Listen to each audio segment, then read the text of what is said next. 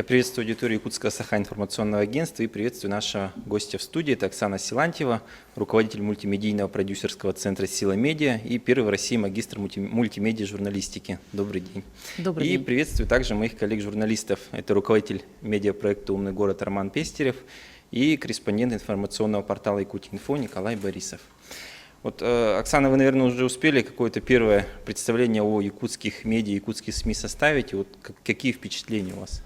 Ну, по большому счету, я не увидела ничего такого экстраординарного, что отличало бы сильно регион от других. Я езжу очень много по России, по странам СНГ. Есть фишка, за которую вы знамениты по всей стране, это, конечно, WhatsApp. Никто во всей стране столько WhatsApp не пользуется и не использует это для передачи информационных сообщений, сборов групп и так далее. А это почему, на ваш взгляд, происходит именно для Якутии? Насколько я знаю, это история про интернет, про мобильный, что все-таки такого стационарного и проводного интернета не так много, особенно если мы говорим про улусы, да, что это достаточно дорого для того, чтобы туда проводить. Но по моему опыту, в регионе появляются какие-нибудь бешеные люди, которые составляют ядро, они перетаскивают все общение города, например, на форум, например, в Facebook, например, там была Ярушка, благоплатформа Яндекса. То есть в зависимости от того, где сидят активисты общения, они туда и притаскивают всю остальную аудиторию. Видимо, у вас какие-то монстры коммуникации городской там засели и всех туда заманили и засосало их как пылесосом. А вот, то есть это как бы конкуренция традиционной СМИ или нет?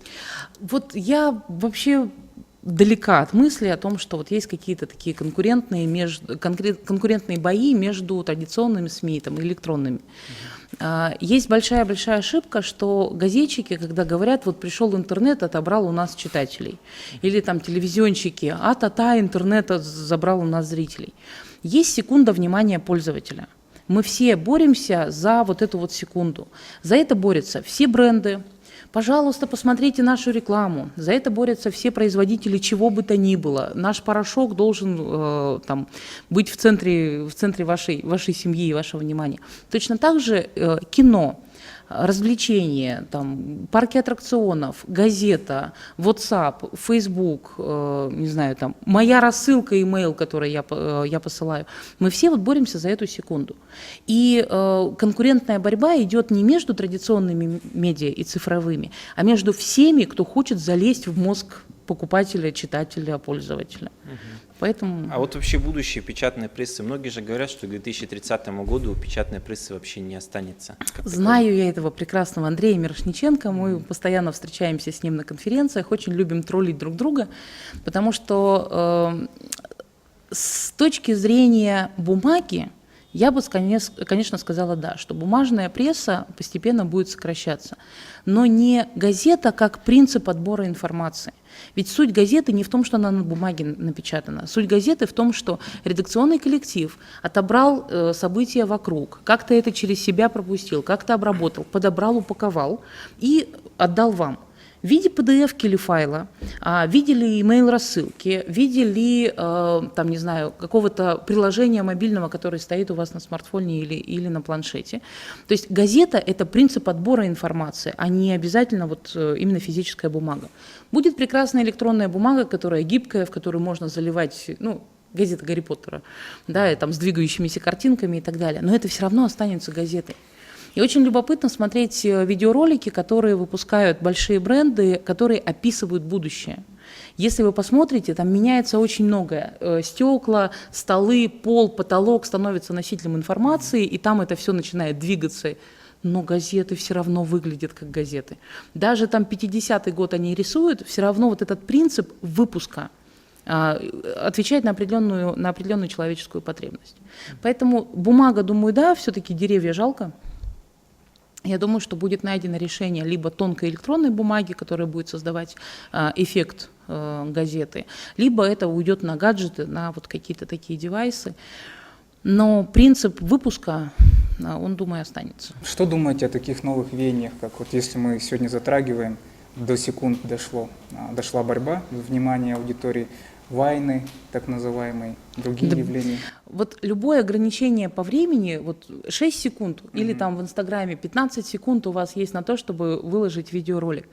Это всегда вызов режиссеру, автору, сценаристу. И есть этот прекрасный товарищ Кинг, не помню, как у него имя, у которого 3,5 миллиона подписчиков, который делает потрясающие 6-секундные видео, постановочные, со спецэффектами, вот прям как в голливудских фильмах, с растворением, там, проникновением и так далее.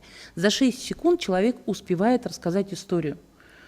И за 15 секунд в Инстаграме у BBC есть совершенно потрясные видео, когда они за 15 секунд рассказывают очень сложную проблему, сочетая видео, текст написанный, подпись к этому блоку и что-то там еще у них, там инфографика внутри еще бывает. То есть это такие платформы, которые пробуют, какой формат, в каком...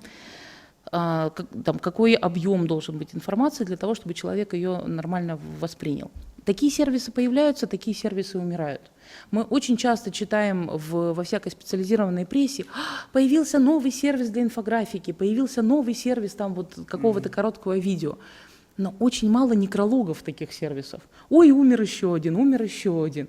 А это вот прям как голливудское производство. Мы производим 100, из которых выживают 3, один из которых монетизируется. Естественный отбор. И все, что касается форматов, приложений, вот этих сервисов, это происходит сейчас очень-очень такая игр, онлайн-игр. Выпускается огромное количество, выстреливают единицы. Это вот, жизнь такая. Я по поводу интернет-газет вернуться хотел. Да. На самом деле информационный поток в данный момент только нарастает. И мне кажется, что интернет-газеты, там наверстку им неделю никто не даст. Понимаете? Это очень быстро все происходит. И вот наши товарищи из государственных СМИ, они привыкли делать немножко по-другому, да? Привычки меняются. И еще один такой момент, смотрите. Они в любом случае будут писать про то, как там почесался один из чиновников, да? И женские груди им нельзя делать, и это не привлекает внимания нигде. То есть, и кто это будет читать, и кто будет насаживать это все дело? Правильно ли я понимаю, что вы считаете, что там, условно, 99% аудитории интересуется женской грудью? И кроме женской груди больше ничем другим не интересуется? Если смотреть на информпоток, это дает мгновенный рейтинг, скажем так. Во все времена, в 18 веке, в 19, в 20, были таблоиды, была желтая пресса, которая эксплуатирует все базовые инстинкты человека. Кровища, мясо, секс и еще чего-нибудь там. И во все времена, во всех цивилизациях был массовый рынок, который интересовался этим. Во все времена была прослойка людей, которым были интересны, чуть-чуть этого, но еще и давайте поговорим о смысле жизни. И был очень-очень тонкий маленький элитарный слой, который говорил про, как должно быть обустроено общество, чем бы нам заняться, чтобы жизнь стала хороша. Почему? Просто... Сегментирование аудитории это называется. Я понимаю. Просто в данный момент в редакции складывается мнение, что наши коллеги из органов государственной власти получают вот этот пресловутый миллиард, который тратится в Якутии на медиасопровождение, на свои нужды, да? И в интернете такие-то фокусы, они вряд ли проскочат. Почему? Потому что... Подождите, почему? Он имеет в виду цензурирование государственных СМИ. Правильно даже понял? Не то, что цензурирование, а как они будут выживать в медиапространстве, когда они такие приходят.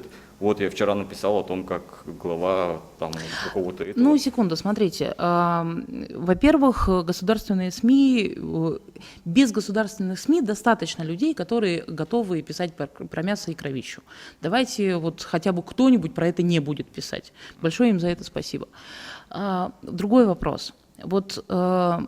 Для власти обратная связь от людей не менее жизненно необходима, чем обществу знать, что делает власть.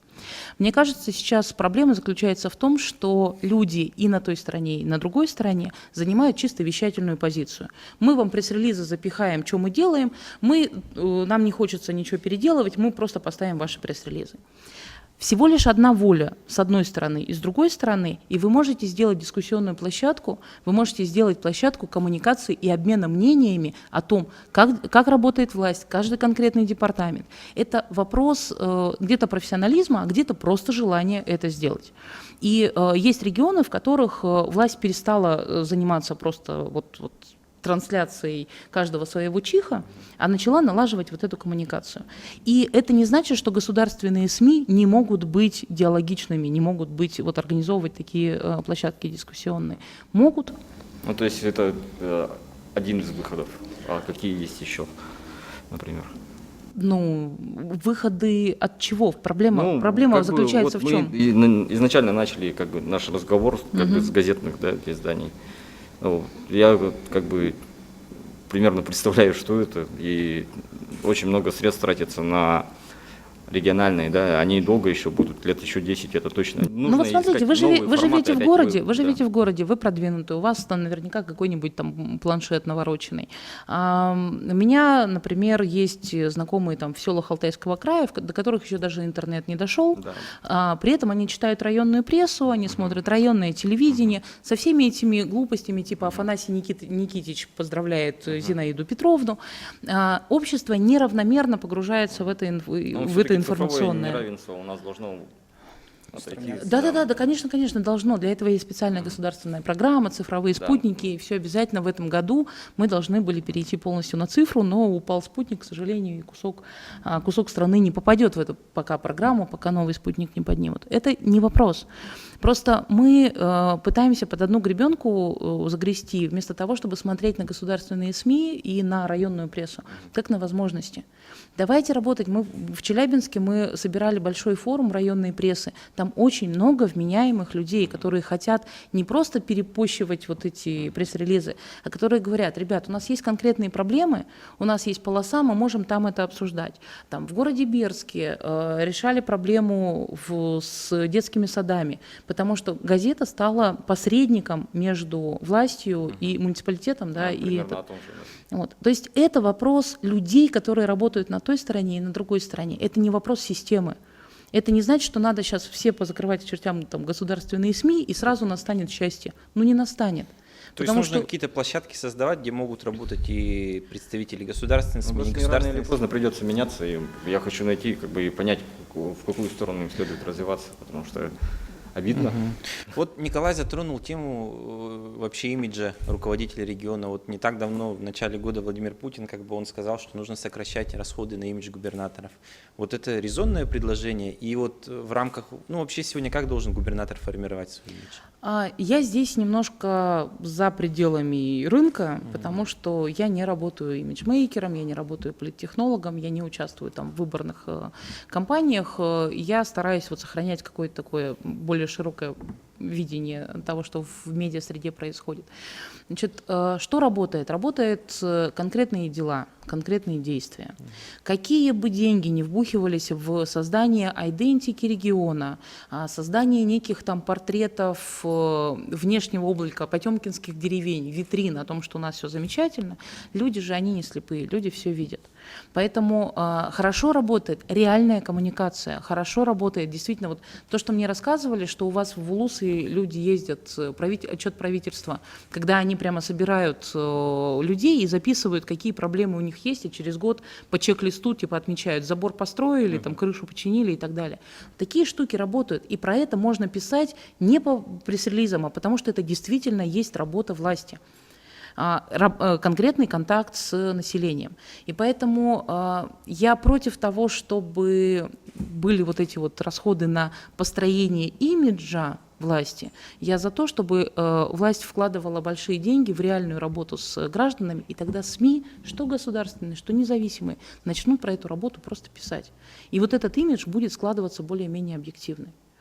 Вот Потемкинская деревня, когда мы построили что-то, показали, что у нас все очень красиво, там, занавесили разрушающиеся здания красивыми тряпочками, это не улучшает качество нашей жизни. Ведь мы живем в этих городах, мы живем в этих регионах, мы же не ждем какого-то такого времени, когда внезапно все станет хорошо. Нам всем надо вкупаться и пахать, и копать всю эту тему.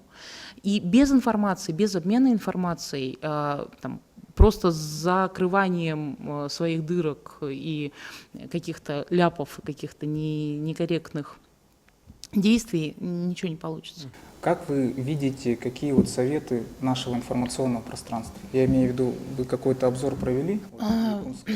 У меня не было задачи там придумывать какие-то новые форматы или придумывать какие-то новые решения для там, якутских СМИ или там, каких-то других. Я работаю по достаточно жесткому принципу, но, мне кажется, наиболее эффективному. Если редакция, если ассоциация редакции или некая такая инициативная группа, у нее есть конкретные вопросы, конкретные проблемы, и они понимают, чего они хотят достичь, они хоть как-нибудь наметили свою цель, чего они хотят. Я могу там либо приехать, либо дистанционно поговорить и предложить разные варианты решения проблемы. Универсального решения, все быстренько побежали в Facebook, или, ой, у вас до сих пор не стоит WhatsApp, а в Якутии это WhatsApp, он пошел в тренд, надо срочно Воронежу перенимать этот подход. Так не работает. Сначала идет цель, сначала идет идея, те цели, задачи, которые вы перед собой ставите, а потом под это из всего многообразия платформ, форматов, подходов и там оргструктур тогда собирается уникальная для вас конструкция. Поэтому невозможно приехать и сказать, там, якутские СМИ должны быть организованы вот так. Хорошо. А если к вашим проектам вернуться, на какие платформы больше акцент ставить? Я сейчас так плавненько двигаюсь в сторону кросс-медиа, когда одна и та же история рассказывается на нескольких платформах в зависимости от того, где тусуется моя целевая аудитория. Сначала идет, опять же, тот же самый принцип.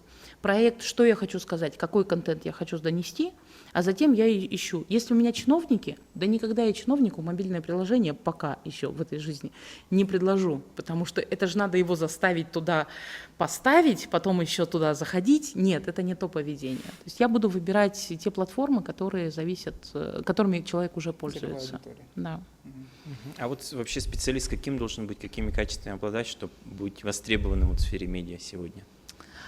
Была такая иллюзия, что нам нужно много универсальных журналистов, которые умеют и то, и то, и то, и то, и то. И даже был такой образ журналиста-рюкзачника, который и видео, и фото, и тут же он передает с места событий, и интервью, и монтирует. Что там только он не должен уметь делать. К сожалению, многие журфаки подцепили этот образ и начинают в учебные планы запихивать все. По большому счету, мультимедийная редакция – это всегда сочетание людей с разными компетенциями. Мы можем уметь делать хорошо, 3-4 типа деятельности, да. Мне, например, интересно, я телевизионщик в прошлом, да, то есть мне интересно работать с картинками, мне интересно с монтажом работать. При этом я неплохо пишу тексты, и при этом мне очень нравится интерактив. Всякие там интернет-реалити-шоу, вовлечения, конкурсы, викторины, и я это делаю хорошо. Но есть люди, которые очень хорошо работают с Excel, работают с документами и вытаскивают из вроде скучнейшего текста на 700 страниц такие вот прям вот журналистские перлы, которые пойдут в народ. Поэтому мы с этим человеком со специализацией объединяемся, и я придумываю интерактив, он придумывает там инфографику, придумывает какую-то информационную базу данных, и мы делаем клевый проект, который наша специализация дополняет. Поэтому для специалиста, который идет в медиа, я бы посоветовала в первую очередь определиться с тематикой, в какой отрасли жизни он разбирается. Но, если честно, нельзя качественно писать о балете и Росатоме в один и тот же день. Физически это невозможно. То есть должна быть тематическая специализация, более-менее широкая, и должна быть вот это вот 3-4 ремесла, которые ты делаешь реально хорошо. Не просто в Excel сделал круговую диаграмму и назвал это инфографикой, а именно, чтобы это был подбор данных, чтобы это было вытаскивание основной сути, показать так, чтобы люди поняли. И есть карта медийных компетенций, мы ее разрабатывали на основе интервью с 80 редакторами. И там как раз вот такое дерево, каким медиаспециалистом вы можете быть. Оно огромнейшее.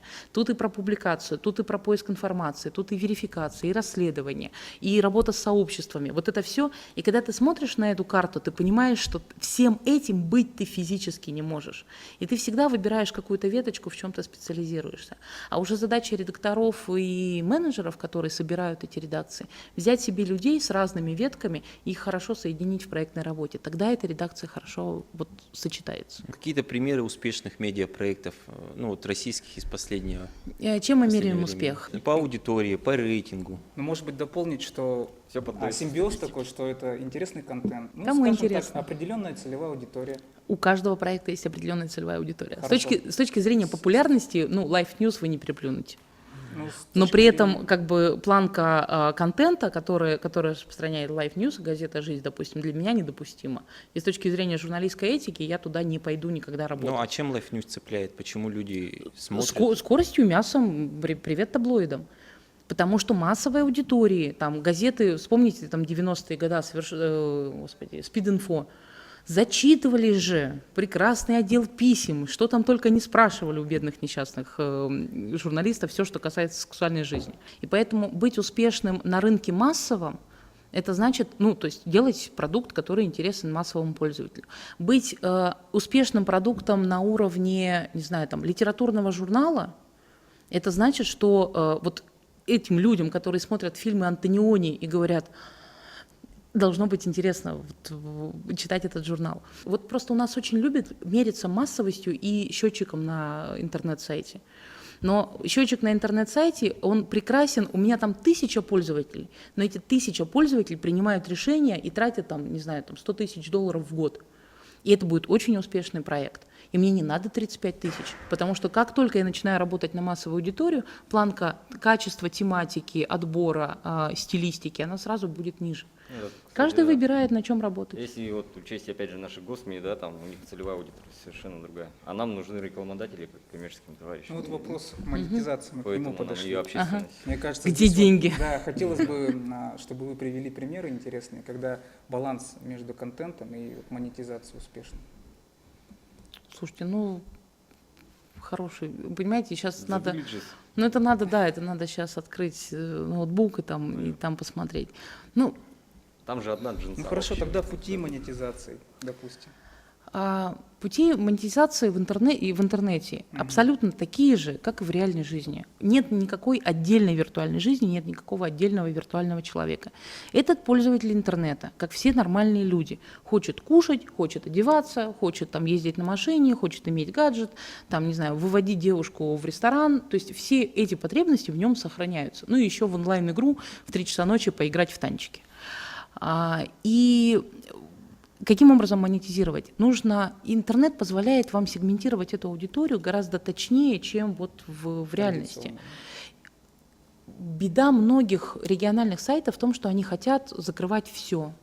Городской портал, который обо всем. Авто, недвижимость, досуг, форум, политика, экономика, спорт, погода, гороскопы. Медиаспрут. Такой сел. И он понимает, как бы надо же понимать, что вы в этом случае становитесь Ван Даммом, который сидит между двух грузовиков, и еще неизвестно, куда они поедут, эти прекрасные грузовики. У меня есть очень любимый сибирский проект СибФМ, который на фоне вот этого вот информационного кошмара и заваливания людей всякой ненужной информацией, они выпустили чистенький, беленький, с кучей воздуха в верстке, с большими фотографиями, с долгими историями, журналистский проект для сибиряков. Потому что сибиряки, я вам как сибирячка скажу, они в Армении сибиряки. Мы друг друга находим, у нас своя сибирская идентичность и так далее. И вот все, что касается изменений, то, что на территории происходит, это межрегиональный, да, проект. Сибиряки там где-то за рубежом, как они себя проявили. Вот это все является контентом. И там сибирская аудитория. А вот вообще аудитория, за последние 10 лет как изменилась? Грубо говоря, с начала нулевых и вот до сегодняшнего дня. Школа та поглотила мир. Маленькое лирическое замечание. Аудитория изменилась сильно, журналисты практически за 10 лет не изменились. А вот я хотел спросить по поводу журналистов. Наших коллег. Сейчас я про аудиторию только наверное, коротко надо будет высказаться. Во-первых, уровень владения компьютерными технологиями вырос не то чтобы на порядок, а на пару сотен порядков. То есть если в 2000 году надо было показывать пальцем, куда нажать на кнопочку на экране, чтобы завести себе электронную почту, то сейчас у меня маме 76 лет, она играет в танки онлайн, она покупает за реальные деньги какие-то там кристаллы, чтобы обновить себе башню, у нее, значит, клан, там в Фейсбуке куча друзей, и она не видит в этом ничего экстраординарного. Ну, нормально, что. Вот еще смартфон ей надо купить нормальный, будет все хорошо. То есть уровень владения технологиями вырос, уровень фильтрации информации понизился. То есть из-за того, что вот этот вот вал пошел, никто же не учит людей, как сортировать, как верифицировать информацию. И у меня отдельная боль, это когда, ладно, когда обычные люди, обыватели перепощивают какой-нибудь фейк и говорят: ой, господи, собачек надо срочно из питомника МВД выкупить, там, скидывайте деньги. Обывателю это простительно, но редактору издания, да не дай бог вообще, в принципе, он это сделает. Огромное количество журналистов, которые в соцсетях активны, вот летит, значит, вертолет, на вертолете фотограф, и акула прыгает и чуть ли не сжирает этого фотографа. О боже, смотрите, какая опасная профессия. Да этому фейку отдельная страница в Википедии посвящена, как он зародился, как его волнами запускают, и что это вот, ну, доказанный фотошоп. Но мы, вот даже наша профессия отличается тем, что мы должны очень критично относиться к информации. Но, блин, этого нет. Давно понятна разница между журналистом и блогером, да, товарищи Кому-то блогеры. понятно, кому-то не очень. Эмоции подают, мы как бы факты, да. Вот это вот грань. Вот, Это миф. Насколько вот блогеры сейчас вот могут быть Блогеры журналистами, бывают насколько, разные. Насколько журналист может быть блогером? Ну, такой вот Значит, журналисты бывают разные, блогеры бывают разные. Например, есть фитнес-блогеры. Никакого эмоции отношения мы к подаем. общественно-политическим журналистам не имеющие. Есть фитнес-журналисты, которые системно, там, профессионально пишут в журнал bodybuilder.com, блин. Ой, То есть они на этом деньги. мы очень они часто- целеустремленно, да, вот, получают на этом деньги. То есть они ни о Нет, чем подождите. другом не Есть пишут. геймерские журналы, в которые работают журналисты, которые серьезно относятся к гейм-индустрии и Ну, расследуют, там как бы, эту действительно отрасль. большие деньги. Вот. А есть спортивные журналы, есть спортивные сайты. То есть мы очень часто, когда говорим о журналистике, мы рамку держим чисто общественно-политического такого и экономического, допустим, склада. Но не надо забывать, что модная журналистика тоже существует. И качественно осветить показ, ой, господи, Дольче Габбана, тоже для этого нужен профессионализм. Но если мы говорим про такую общественно-политическую историю, это миф, причем журналистский миф о том, что журналисты постят факты. Ну, пишут. Ну, опять же, антифейки мы делаем. Делаем, вообще без толку. Просто проверяем. мы переписываем пресс-релизы. Чего вы в нас с этими пресс-релизами тыкаете? Давайте давайте вот все-таки будем честны, что планка журналистики именно там, с точки зрения верификации информации, она не такая высокая сейчас, как хотелось бы. Ну, нет, там довольно серьезно все. Где? В отдельно конкретно взятых... Знаете, вот есть очень простая аналогия. Все говорят о том, что вот какой ужас, в вузах принимают для защиты списанные либо заказанные дипломы, там, вплоть до кандидатских диссертаций. Что огромное количество людей, которые могут за вас эту курсовую написать. И что же нам делать, как бы нам эту всю ситуацию исправить? Ситуация исправляется на раз. Просто кафедра держит планку. Мы не принимаем дипломы и не защищаем, и отчисляем тех студентов, которые приносят нам плагиатченные работы. Все, больше ничего не надо делать. Но проблема же какая? Как же он 5 лет у нас учился? Он такой мальчик хороший. Как же мы будем его отчислять? То есть это вопрос принципиальной позиции. То же самое с журналистикой. То есть если редактор говорит: ребята, за каждый фейк, который вы, не дай бог, пропустите, или непроверенную цифру, которую вы пропустите, ты вылетаешь. Ну, не знаю, там, отчислен на 2 недели, потом, может быть, вернешься без сохранения заработной платы. Если эта планка стоит, тогда класс издания будет высокий. Если планки не стоит, можно писать все, что угодно, и неважно, журналист это или блогер. Так вот, блогеры, они появились как раз как обратная реакция маятника. С чего-то вдруг интернет-журналисты решили, что всему миру срочно надо Кто, что, где, когда. 26 февраля упал вертолет, там 30 марта прошло открытие галереи современного искусства. И все, мы такие непредвзятые, мы такие информационные. Но простому человеку это нафиг не надо. Информагентство всю жизнь было для журналистов. Это B2B бизнес. Это такие полуфабрикатики, из которых журналисты потом разворачивали большие материалы. Но информагентства пришли в среду, собственно, конечного читателя. И теперь, если вы посмотрите, в каждом регионе по 7, по 8 лент новостей, которые переписывают те же самые пресс-релизы, да, и пишут. Это так прикольно смотреть про то, как тема двигается по этим лентам новостей. Так вот, блогеры появились. Это реакция, естественная реакция коммуникационной среды на то, что переели сухой инфы. Дайте нам эмоции, дайте нам картинок, дайте нам прекрасные фотографии. Да пусть там фигня написана, зато картиночки красивые. А вот то, что блогеров приравняли к СМИ, это правильно или нет? А их же не приравняли, там их заставили регистрироваться, если больше 3000, то есть они не получили, например, прав журналистских, они не получили сокращение ответа, если они посылают запрос допустим, в органы власти. То, что журналистский запрос существует, и госвласть должна ответить на этот журналистский запрос. У блогеров такого права нет, они пользуются обычным гражданским правом, по-моему, там 30 дней им должны ответить. А ответственность у них не... Ответственность, они как ходили под уголовным за экстремизм, за там, клевету, и, то есть это общегражданские, общеуголовные такие истории. То есть все, что касается закона о блогеров, по большому счету, это регистрация трехтысячников и больше ничего. Вот. Соотношение, когда журналист блогером может быть, ну да, но почему он тогда не публикует там, эти свои материалы в том издании, в котором работает? Ему не дают, у него там другая точка зрения, то есть он пришел в 6 часов вечера, рубильник переключил, а сегодня я блогер. Вот, и такой начал постить что-то другое. Ну, то есть мы же цельные. Я что в социальных сетях, что в реальной жизни, что там на конференциях, я же транслирую то, что я думаю, и то, как бы те позиции, которые, в которых я уверена. Поэтому я и блогер, я и журналист, просто есть определенная планка, чего я не скажу, чего я, допустим, не допущу, и в какой проект я не пойду. Поэтому здесь вот эта вот планочка, типа вот я в Твиттере такой весь активный, буйный, а у себя на работе пущу пресс-релизики. Такое, наверное, несерьезно. Угу. Вот на ваш взгляд, самая позитивная черта российских современных СМИ?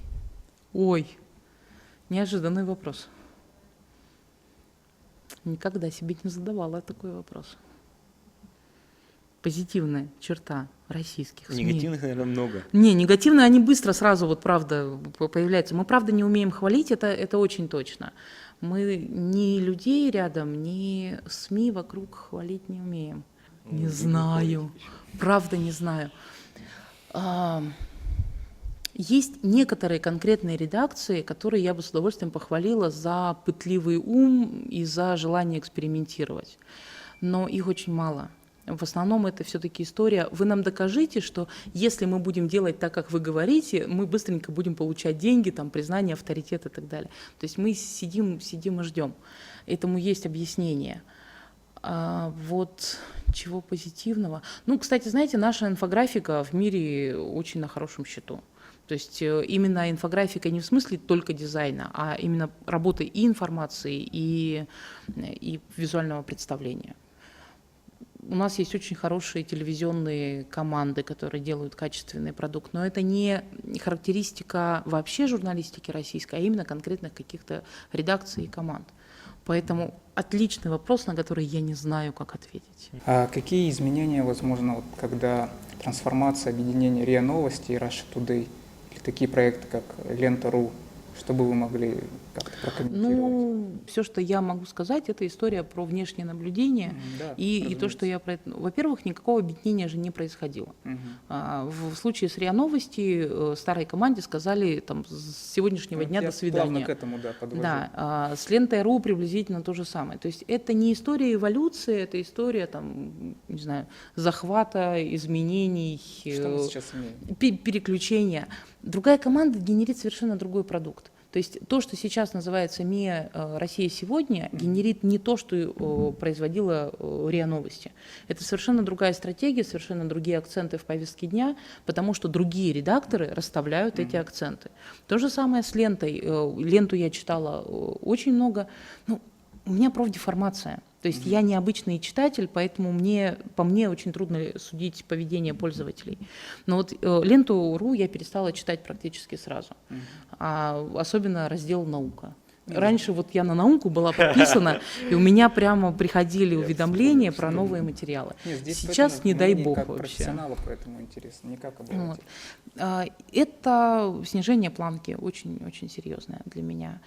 Но таких людей, как я, которые эту планку хотят видеть, хотят получать удовольствие от качественного текста, от качественного подбора, от кругозора редакторского, их очень мало кто это замечает. Поэтому я разочарована очень сильно, а вот, не знаю, заметил народ, не заметил, это я не скажу. Я вот Увлекся да, наукой. Я его записал даже, а потом...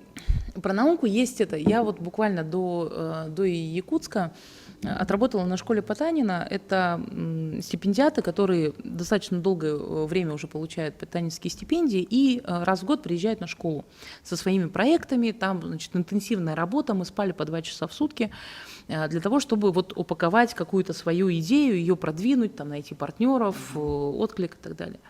И такое количество проектов из разных регионов, там, из Хабаровска, из Воронежа, там, что там у нас еще был, из Подмосковья, опыты, естественно, научные опыты в школу, сделать их более доступными, там, более открытыми, более интересными. Именно инженерное образование и, естественно, научное. Давайте срочно популяризировать вот физику, математику и биологию. Огромное количество этих проектов, потому что есть потребность. Потому что, когда мне написала моя подруга, что в школе им нужно выбрать из 4 предметов только 2 для изучения, и эти 4 предмета — физика, химия, информатика и биология, только 2 из этих. То есть либо физика вылетает, ну, информатика точно вылетает, потому что в школе информатика преподается на позавчерашнем уровне. То есть у меня остается химия, физика и биология. Выбери 2. И это для родителей шок. Ну, потому что мы привыкли все-таки к более энциклопедичному, да, и комплексному обучению. И вот и видно, что ребята, там, студенты, аспиранты, магистранты, они очень сильно хотят вот эту дырку, которую создает наша система образования, ее закрыть. Как матросов, на пулемет напрыгнуть. То есть вот потребность в научных, технологичных знаниях, она у молодежи есть. Давайте отвечать на эти потребности, давайте делать спецвыпуски, давайте делать какие-то спецпроекты, которые с этим связаны. Профориентация, наука, поиск работы, собственно, делание что-нибудь руками. Находить свое место в жизни. Это все потребности, которые чаще всего журналистика говорит, ну, это кто-нибудь без нас решит. Это не наша тема, это лента новостей. Игровые форматы, игровая механика вытаскивает журналистику на совершенно другой уровень вовлечения. Вот я вот про такие проекты говорю. Лента новостей, да, клево, мы ее научились делать. Давайте научимся делать что-нибудь еще рядом. Как балансировать между такими благими общественными начинаниями и вот вопросами банального выживания? Это история профессионализма медиаменеджеров. Журналисты, они скорее вот в эту существующую рамку принимают решение: я иду, либо я не иду, и тогда уже работают вот в созданной менеджерами конструкции. Я хотел дополнить, затрагивая вопрос образования, молодежи, как вы видите, вот все мы сейчас находимся в поисках идеологии. Национальную идею вам рассказать? Ну, хотелось бы вот ваше мнение как профессионала. Мы над этим все бьемся, как-то находимся в поиске. Кто бьется? Ну, скажем так, может быть, никто кто-то не там все бьются. Ну, просто интересно бьется, ваше кто-то мнение. нет. Я вот ничего не понимаю в национальных идеях. Вот в национальных идеях точно ничего не понимаю. Есть определенная картинка будущего, которую нам нужно построить, она очень объемная. Нельзя ее сформулировать в виде слогана и типа пошли за этим слоганом. Вот как раз для этого большие бренды и снимают видеоролики, как будет выглядеть будущее и как наш продукт будет внедрен. Там, фирма по производству стекла показывает один день из жизни, где показывает, где будет наша продукция, какое стекло нам надо производить. Поэтому мне кажется, что нам нужно не короткая национальная идея, не какой-то один концепт. Нам нужно взяться, сесть за мозговой штурм провести, какое будущее для наших детей мы видим. Вот, например, в моей картинке будущего традиционной школы, где дети сидят за партами 45 минут неподвижно, и если они поднимут руку, их спросят, может быть, для меня такой школы в будущем не существует. Я бы не хотела, чтобы мой ребенок в такой школе учился. Все, что касается промышленности, все, что касается армии, разработки ресурсов, давайте сформулируем, как мы хотим, чтобы эта штука выглядела. И вот эта объемная картинка, это будет то, куда мы идем. Потому что как только есть образ будущего, мы легко можем прописать, что нам нужно сделать, чтобы от сегодняшних, не знаю, морских котиков, которые в нефти все устряпанные, как прийти к тому, чтобы в этом море можно было спокойно купаться. То есть вот эта история про какую-то визуализацию будущего. Сейчас пока этой картинки нет, насколько я понимаю, ни в одной отрасли. Ни армию, какую мы строим, ни образование, которое мы строим, ни здравоохранение, которое мы строим. Мы видим только какие-то короткие шаги, которые предпринимают конкретные министерства, конкретные департаменты, конкретные компании, финансовые группы. Но мы не видим, чего они пытаются этим достичь. Эта информация, если и существует, то она не публична. Мне бы очень сильно хотелось, чтобы мы, если вам не все равно, давайте возьмем, синициируем какой-то маленький мозговой штурм. Ассоциация ОСИ, Агентство стратегических инициатив, то есть они Foresight Float, который проводят, они работают приблизительно вот так. Они выбирают тематику и на теплоходе собирают экспертов разноформатных, и из них вытаскивают вот эти картинки, потом собирают в некий общий образ. Вот такие вещи нам нужны в каждом регионе. Регион может договориться, какое будущее он строит. Без этого невозможно как-то выстраивать свой маршрутный лист, куда мы идем. Вы несколько затронули школу будущего. Как вы ее видите? Она разновозрастная 100%. Никаких классов по году выпуска ребенка. Она не партовая, и она не классовая. Это пространство. Например, если мы говорим о здании школы, то это вот что-то такое, еще побольше желательно, чтобы детям побегать было где. Это некоторые зоны, где со столами, где с пуфиками, где закрытые, где для одного человека, где для группы. И некая такая карта, вообще, в принципе, для моего сына такая карта нарисована. Это карта развития конкретного человека. Mindmap с различными веточками, где мы смотрим, можно изучать материальный мир, можно изучать социальный мир, духовный, себя самого и так далее. И ведь деление на предмет, оно искусственное. Деление на физику, химию, биологию, оно уже не отвечает современному состоянию науки. Очень много междисциплинарных вещей. Поэтому школе нужно обучать детей познавать мир различными инструментами. Вот у нас стол. Он гладкий, белый, пластиковый.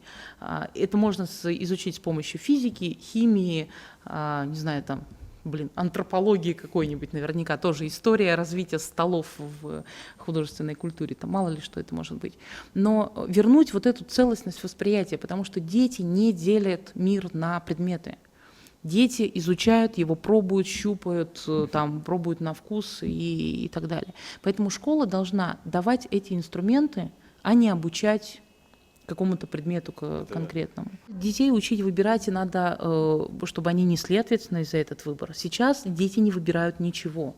Как мы им сказали, что 26 апреля вы будете теорему Пифагора изучать, они на это повлиять никак не могут.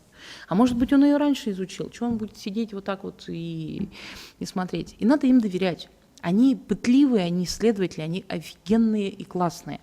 Но школа в них убивает желание, любознательность, навыки пробования многих вариантов для выбора какого-то одного решения. И если мы говорим про информационное пространство, то это, конечно, всегда связь с любой другой школой, с любым другим экспертом по дистанционной связи. Журналистика через 10 лет, на ваш взгляд, какой она будет? На какой территории? В России. В России.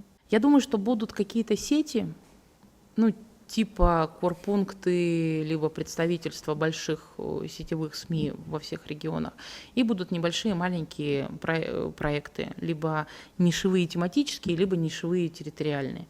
Каких-то таких историй про региональные, там, межрегиональные, вот этого будет не так много, потому что вот эта большая сетка, ей экономически эффективнее закрывать межрегиональные какие-то темы.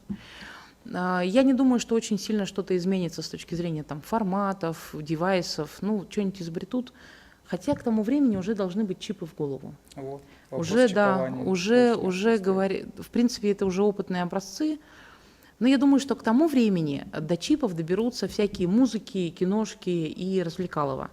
А вот через 20 лет до них доберутся уже общественно-политические всякие разные СМИ. Я закончила вот магистратуру, вот эту вот магистра мультимедиа журналистики я получила в 2004 году, в 2004. И я думала, что, ну это же здравый смысл, это вот спецпроекты, сочетание форматов. Я приехала в Россию, и я не смогла найти нигде работу. Потому что ну, типа, ты там новости поперепечатывай с газеты на сайт. Это максимум, что было тогда, 10 лет назад. 10 лет огромного там, количества работы, огромного количества людей по продвижению там, идей мультимедийной журналистики. И вот, наконец, через 10 лет, наконец-то, некоторые региональные издательские дома двигаются в сторону мультимедийной журналистики. То есть 10 лет – это ничто в изменении поведения человека и изменения мышления. Могут меняться гаджеты, могут меняться, допустим, там, ну, формы подачи, там, дистрибуции, доставки информации. Но я не думаю, что мы очень-очень сильно изменимся через 10 лет. Мы очень консервативные. Это меня печалит, хотя это вот придает некую стабильность и узнаваемость нашим российским СМИ. Спасибо большое. Это была Оксана Силантьева. Спасибо большое. Интересно? Да? Тут пошла музыкальная заставка, все танцуют. Да. Все счастливы, и все хорошо. Да.